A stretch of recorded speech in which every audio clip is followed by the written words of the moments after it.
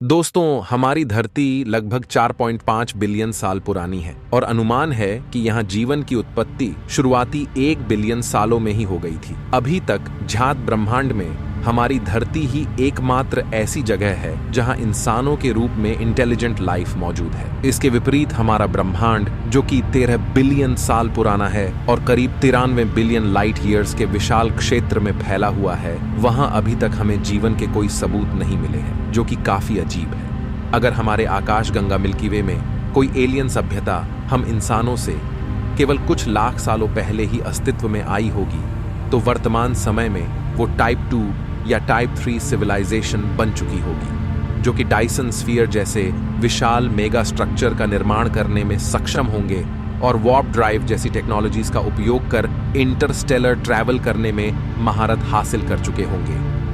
ये इन टेक्नोलॉजीज का उपयोग कर दूसरे ग्रहों और सोलर सिस्टम्स को कॉलोनाइज करने में सक्षम हो चुके होंगे और केवल कुछ करोड़ सालों में ये एडवांस सिविलाइजेशन पूरे के पूरे गैलेक्सी को कॉलोनाइज और कंट्रोल करने में सक्षम होंगे। पर अभी तक हम इंसानों को हमारी आकाशगंगा में ऐसी किसी हाईली एडवांस सिविलाइजेशन का पता नहीं चला है।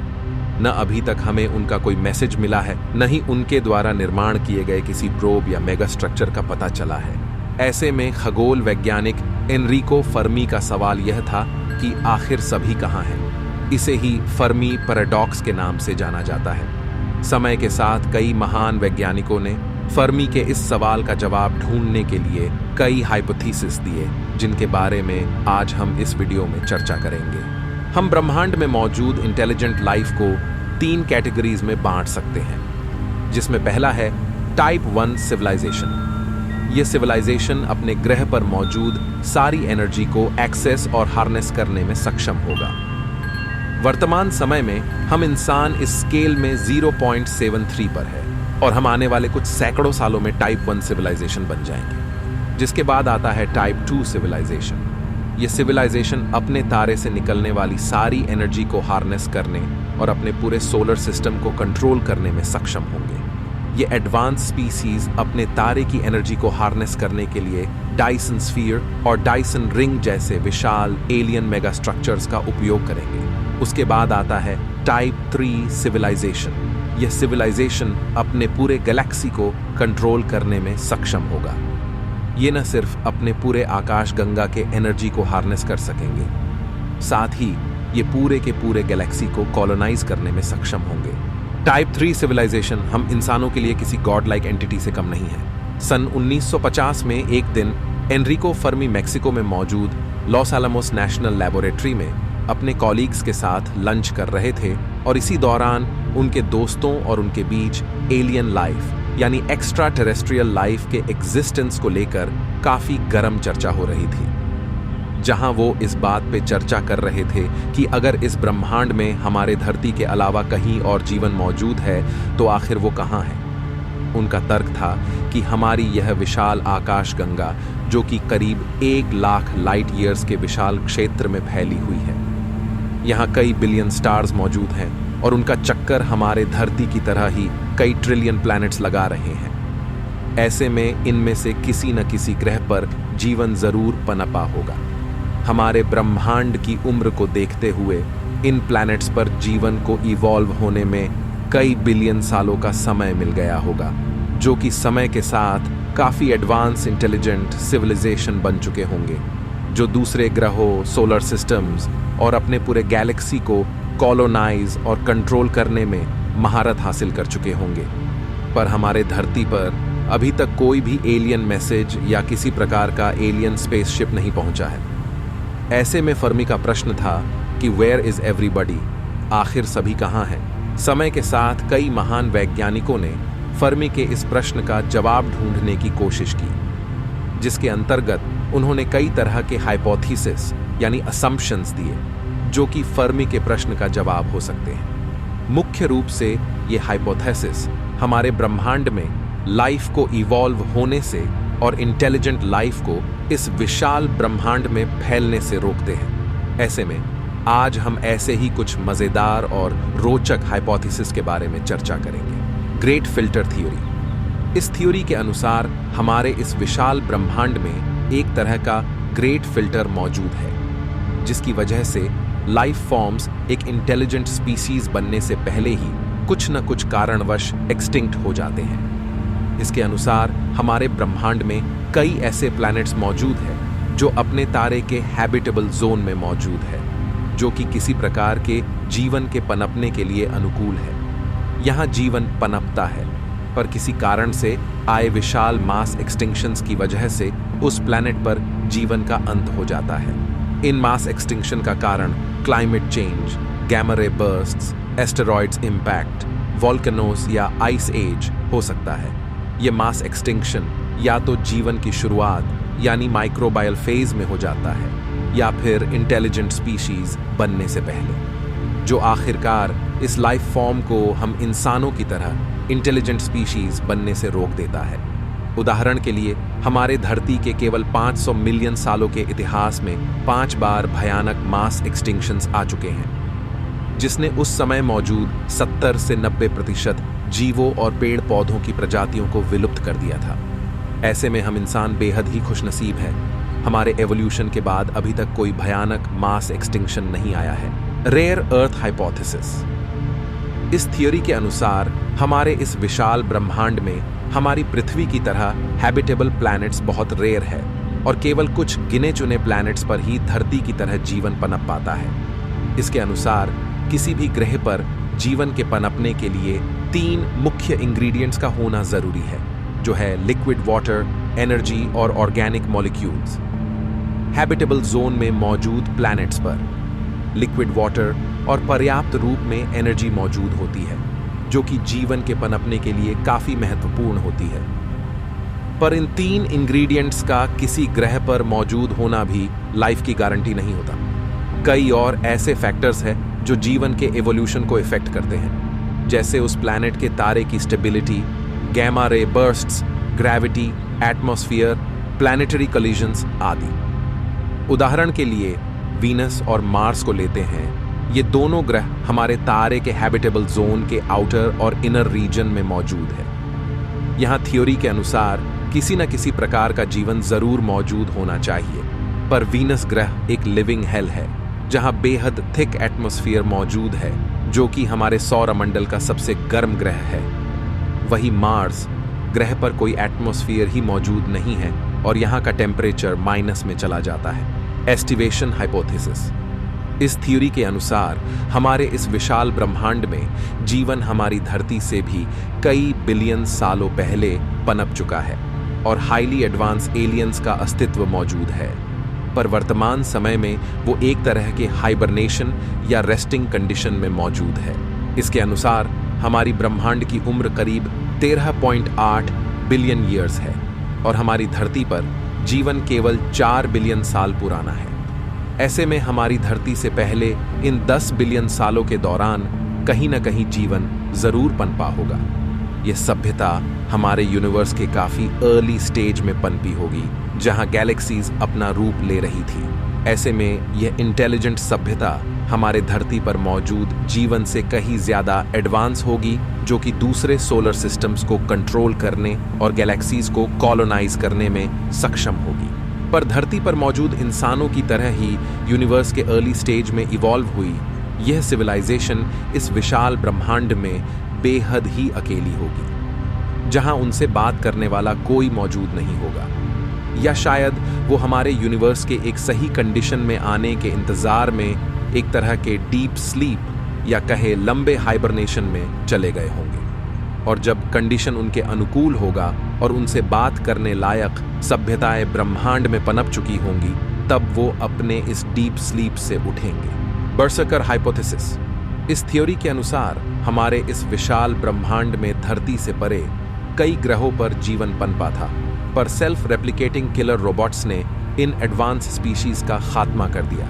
इसके अनुसार हमारे ब्रह्मांड की उम्र को देखते हुए हमारी आकाश गंगा मिल्की वे में ही कई सैकड़ों ग्रहों पर इंटेलिजेंट लाइफ इवॉल्व हुए होंगे, पर हो सकता है एक काफी इंटेलिजेंट सभ्यता ने अपने काम के लिए एक artificially intelligent self replicating robot का निर्माण किया हो, पर समय के साथ यह रोबोट इनके कंट्रोल से बाहर हो गए हो और इन्होंने इस प्रजाति का अंत कर दिया हो, और तभी से ये सेल्फ रेप्लिकेटिंग किलिंग रोबोट्स पूरे आकाश गंगा में फैल गए हो, जहां वो एक एक कर हर ग्रह पर मौजूद जीवन का सफाया कर रहे हो, और जिसकी वजह से कोई भी लाइफ फॉर्म इंटेलिजेंट लाइफ बनने से पहले ही खत्म हो जाता है। धरती पर भी कई वैज्ञानिक भविष्य में आर्टिफिशियल इंटेलिजेंट रोबोट्स का इंसानों के लिए खतरा बनने की संभावना जता चुके हैं। ऐसे में हो सकता है किसी बेहद ही हाईली एडवांस सभ्यता के साथ ऐसा हो भी चुका हो, जिसकी वजह से दूसरे लाइफ फॉर्म्स का भी अंत हो गया होगा। Planetarium hypothesis. इस हाइपोथेसिस के अनुसार हम इंसान मैट्रिक्स फिल्म में दिखाए गए सिमुलेशन की तरह ही एक तरह के विशाल सिमुलेशन में मौजूद है, जिसे एक बेहद ही एडवांस एलियन स्पीशीज चला रही है, जिसकी वजह से हम किसी दूसरे एलियंस को अभी तक नहीं देख पाए हैं। इसके अनुसार हम इंसानों से भी पहले कई एडवांस एलियन स्पीसीज मौजूद है, जो कि इतने एडवांस हो चुके हैं कि ये हमारे यूनिवर्स के फिजिकल थियरीज को भी बदलने में सक्षम है। और हम इंसान मैट्रिक्स फिल्म में दिखाए जाने वाले कंप्यूटर सिमुलेशन जैसे ही किसी सिमुलेशन में मौजूद है, जिसे एक बेहद ही हाईली एडवांस स्पीसीज चला रही है। इस सिमुलेशन के जरिए यह एडवांस एलियन सभ्यता किसी दूसरे स्पीसीज को बेहद ही एडवांस बनने और उसे दूसरे एलियन स्पीसीज से कांटेक्ट करने से रोकती है, ताकि भविष्य में जाकर वो उनके लिए कोई खतरा न बने। अपने इस सिमुलेशन में वो अपने फिजिक्स मॉडल्स और दूसरे मॉडल्स के जरिए उस सभ्यता के टेक्निकल और स्पेस एडवांसमेंट को काफी स्लो और लिमिट कर देती है। जू हाइपोथेसिस। इस हाइपोथेसिस के अनुसार हमारे ब्रह्मांड में कई एडवांस सभ्यताएं मौजूद हैं, पर वो बिना किसी इंटरफेस के ह्यूमंस को इवॉल्व होने देने के लिए हमारी धरती से दूरी बनाए हुए हैं। इसके अनुसार अगर हमारे ब्रह्मांड के अर्ली स्टेज में कहीं जीवन पनपा होगा, तो वह हमारे धरती पर मौजूद जीवन से कहीं ज्यादा एडवांस होगा, जो कि उनके बाद जन्मे किसी दूसरे स्पीसीज को मॉनिटर करने, कंट्रोल करने और साथ ही मैनिपुलेट करने में सक्षम होगा। पर यह उस यंग स्पीसीज या सिविलाइजेशन के एवोल्यूशन और ग्रोथ के लिए खतरा साबित हो सकता है। ऐसे में वो दूसरे स्पीशीज को इवॉल्व होने देने के लिए प्रॉपर समय देना चाहते हैं। ऐसे में यह एडवांस एलियन सभ्यता दूसरे स्पीशीज को मॉनिटर करते रहते हैं, जब तक कि वह सभ्यता कल्चरल, सोशल और साइकोलॉजिकल तौर पर एक खास लेवल तक डेवलप नहीं हो जाते और वो किसी एडवांस एलियन सभ्यता द्वारा कांटेक्ट करने के इम्पैक्ट को झेलने में सक्षम हो। ऐसे में हो सकता है कि हमारी धरती अभी तक उतनी एडवांस नहीं हुई हो और सही समय आने पर यह एलियन सभ्यता हमसे कांटेक्ट करेगी। Brief window hypothesis. इस हाइपोथेसिस के अनुसार हमारे ब्रह्मांड की विशालता और तारों के बीच मौजूद दूरी को देखते हुए किसी सभ्यता को एक्सटिंक्ट होने से पहले किसी दूसरी सभ्यता से कांटेक्ट करने के लिए काफी कम समय मिल पाता है। इसके अनुसार हमारा ब्रह्मांड, जो कि लाइफ, टाइम और स्पेस के इर्द गिर्द घूमता है, उसमें कई इंटेलिजेंट सभ्यताओं ने जन्म लिया होगा। पर हमारे ब्रह्मांड में कई लिमिटेशंस मौजूद है, जो कि एक इंटेलिजेंट सभ्यता को दूसरे इंटेलिजेंट सभ्यता से संपर्क करने से रोकती है। हो सकता है एक इंटेलिजेंट सभ्यता दूसरे इंटेलिजेंट सभ्यता से संपर्क करने और उनका रिप्लाई पाने से पहले ही एक्सटिंक्ट हो जाते हैं। ऐसे में वह इंटेलिजेंट सभ्यता कभी नहीं जान पाएगी कि उनके अलावा इस ब्रह्मांड में कोई दूसरी एडवांस सभ्यता मौजूद है या नहीं। उदाहरण के लिए, अगर हम इंसान आज ही कुछ हजार लाइट ईयर्स दूर मौजूद इंटेलिजेंट सभ्यता से संपर्क करने की कोशिश करते हैं, ऐसे में अगर हमारा मैसेज सिग्नल लाइट की स्पीड से भी ट्रैवल करता है, तो इसे उस सभ्यता तक पहुंचने में 1000 साल का समय लग जाएगा और उस सभ्यता से हमारे पृथ्वी तक उनका रिप्लाई मैसेज सिग्नल पहुंचने में कुल 2000 सालों का समय। हो सकता है इन 2000 सालों में हम इंसानों का अस्तित्व ही खत्म हो जाए। ऐसे में दूसरी सभ्यता कभी भी हम इंसानों के अस्तित्व के बारे में नहीं जान पाएगी। First born hypothesis. इस हाइपोथेसिस के अनुसार हमारे ब्रह्मांड में लाइफ बेहद ही कॉमन है, पर हम इंसानों की तरह इंटेलिजेंट लाइफ बेहद ही रेयर, और हम इंसान इस ब्रह्मांड में जन्म लेने वाले पहले इंटेलिजेंट स्पीशीज हैं। इसके अनुसार हम इंसान हमारे इस विशाल ब्रह्मांड में जन्म लेने वाले पहले इंटेलिजेंट स्पीशीज हैं, और हम इंसानों से पहले हमारे ब्रह्मांड में कोई इंटेलिजेंट लाइफ ही इवॉल्व नहीं हुआ था। हम इंसानों को धरती पर इवॉल्व हुए केवल कुछ लाख साल ही हुए हैं। ऐसे में हमारे ब्रह्मांड के जन्म के 13 बिलियन सालों तक हमारे यूनिवर्स में किसी भी प्रकार का इंटेलिजेंट लाइफ इवॉल्व नहीं हुआ था। हमारे ब्रह्मांड के उम्र के कंपेयर में यह काफी लंबा समय है और इसे ही ग्रेट साइलेंस भी कहा जाता है। यानी कि हम इंसान इस विशाल ब्रह्मांड में मौजूद इकलौते इंटेलिजेंट स्पीसीज है। ऐसे में हम इंसानों के पास इस विशाल ब्रह्मांड में इंटेलिजेंट लाइफ को फैलाने और दूसरे प्लैनेट्स, सोलर सिस्टम और उनके बाद दूसरे गैलेक्सीज को भी कॉलोनाइज करने का एक बेहद ही सुनहरा मौका मौजूद है। हो सकता है कि उस समय तक कोई और इंटेलिजेंट स्पीशीज भी अस्तित्व में आ जाए। हम एलियंस को डस्टबिन बॉक्स से लेकर नीले रंग के जानवर तक के रूप में इमेजिन कर चुके हैं। हमारी इमेजिनेशन में कभी एलियंस दोस्त हैं और कभी दुश्मन भी। लेकिन हमारी इमेजिनेशन असलियत नहीं, असलियत कुछ और है। लेकिन ये है क्या? पहली असलियत ये है कि हाँ, वो एग्जिस्ट करते हैं। फेरमी ने कहा था कि आंख बंद करके अगर आप कहते हैं कि अंधेरा है तो आप खुद को ही धोखा दे रहे हैं। वो एग्जिस्ट करते हैं, लेकिन उनके और हमारे बीच बहुत दूरी है। ये दूरी केवल लाइट ईयर्स की ही नहीं बल्कि टेक्नोलॉजी की भी है। जरा सोचिए, क्या आप मोबाइल का यूज कर किसी चिट्ठी भेजने वाले व्यक्ति से बात कर सकते हैं? ये पॉसिबल नहीं है। मोबाइल और लेटर्स कम्युनिकेशन के दो अलग अलग मीडियम हैं, और ये भी हो सकता है कि हमारा मोबाइल उनके किसी और मीडियम से ज्यादा स्ट्रांग ना हो। लेकिन सच तो यही है कि जब तक मीडियम सेम नहीं होगा हम उन्हें नहीं ट्रेस कर सकते हैं और ना वो हमें ट्रेस कर सकते हैं। हमारे और उनके पास मीडियम एक जैसा हो तभी हमारी बात हो सकती है। ये एक भाषा की तरह है, लेकिन क्या पता आज से 100 साल बाद हमारे पास वो मीडियम होगा। क्या आज से 500 साल पहले कोई उड़ने की कल्पना कर सकता था? लेकिन आज इंसान उड़ सकते हैं अपने दम पर, अपनी इंटेलिजेंस के दम पर। उसी तरह आने वाले भविष्य में कुछ भी हो सकता है।